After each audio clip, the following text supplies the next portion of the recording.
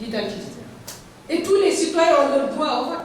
Et qu'est-ce qu'il va faire de ceux qui sont en âge de voter depuis 2 ans ou 3 et qui n'ont pas pu avoir leur pièce d'identité?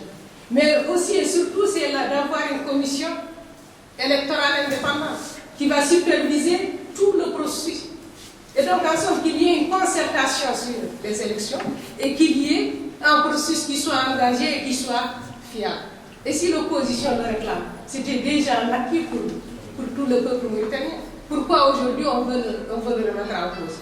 Mais aussi lorsque l'opposition demande à ce qu'il n'y ait pas de répression. Et ça, c'est la loi qui le garantit pour l'ensemble des citoyens de manifester de manière pacifique et qui ne soit pas réprimé. Donc cela ne peut pas être un résultat d'un dialogue. On n'a pas besoin de dialoguer pour avoir ça. Donc en somme, l'opposition qui a demandé de l'application de la loi pour assainir un climat, pour nous donner un bon climat favorable au dialogue, alors lui, il se permet de dire que c'est ça, l'opposition, c'est que réclame, c'est le résultat déjà avant d'engager le dialogue.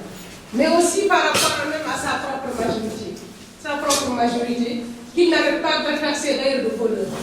Pour lui, tous ceux qui sont avec lui ne sont que des voleurs, et lui, il a mis fin au vol, il a mis fin à la gaspille du type, et que c'est pour cela qu'ils sont mécontents. Il a aussi, par rapport à l'armée, il a de manière illégale engagé l'armée dans une guerre. Parce que quand l'armée doit être engagée dans une guerre, être engagé dans une guerre, c'est d'envoyer des unités en dehors de nos frontières et d'aller combattre. Et ça, c'est engager l'armée dans une guerre, et il n'a pas pris la balle du Parlement pour cela. Mais aussi, nous disons, nous le répétons que c'est une guerre par procuration qu'il est en train de faire. L'administration qu'il a complètement anéantie. Elle n'était pas déjà dans une bonne posture avant lui, mais il a fini de l'écraser complètement. Donc, si nous pouvons tirer une conclusion de ce débat que Abdelaziz a organisé, qu'est-ce qu'il nous montre?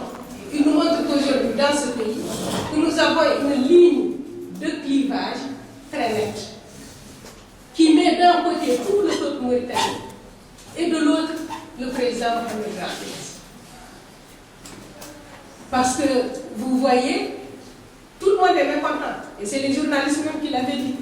C'est y compris sa majorité, c'est l'opposition, c'est tout le peuple, c'est toutes les victimes. Donc c'est tout le peuple qui se retrouve d'un côté et où Abdelaziz dit. Un seul homme qui détient l'argent du pays, qui détient les sociétés d'État, qui décide même de la nationalité, d'octroyer la nationalité à tel et à priver un autre de cette nationalité. Et c'est lui-même qui le dit parce qu'il a fait voter une loi où, lorsque quelqu'un a une autre nationalité que la nationalité mauritanienne, s'il veut la conserver, il faut qu'il en fasse la demande à Abdelaziz pour avoir cette nationalité. Donc en somme, c'est un véritable despote. C'est ça aujourd'hui la nature du pouvoir que nous avons.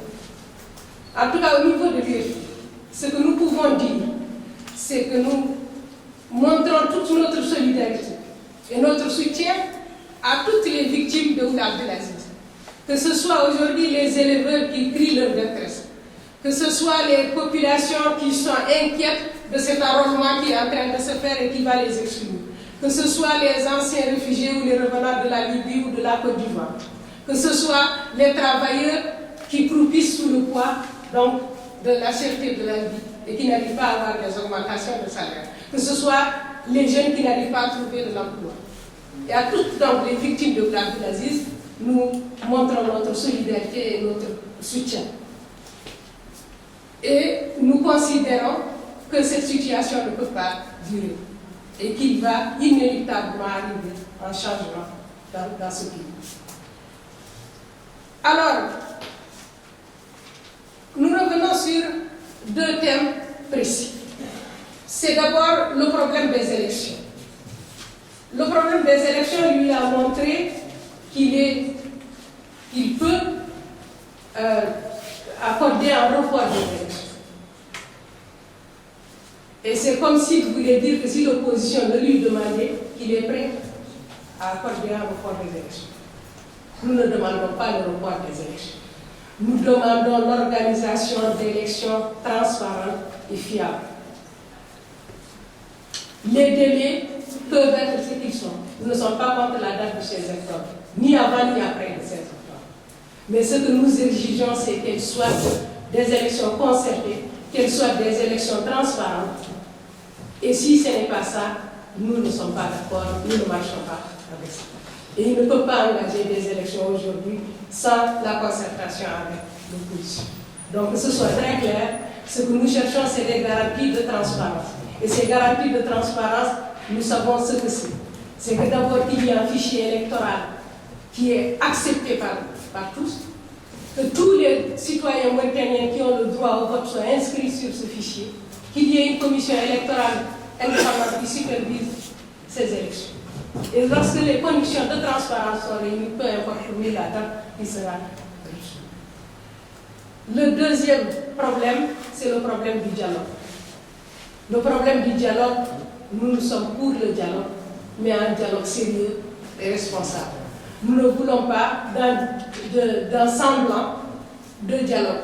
Parce que lorsqu'il nous dit que ce que l'opposition pose actuellement comme condition, ça doit être plutôt le résultat du dialogue, nous lui disons que nous ne cherchons que l'application de la loi. Et s'il ne peut pas appliquer la loi, nous ne voyons pas à quoi va servir aujourd'hui l'engagement d'un dialogue avec quelqu'un qui ne peut pas respecter la loi.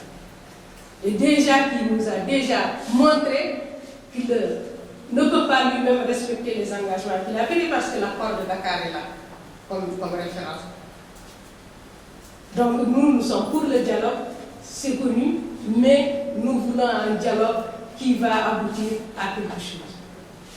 Et ce que nous posons là, ce ne sont que des conditions pour permettre à un dialogue de se dérouler. Voilà, en résumé, ce que je crois me dire.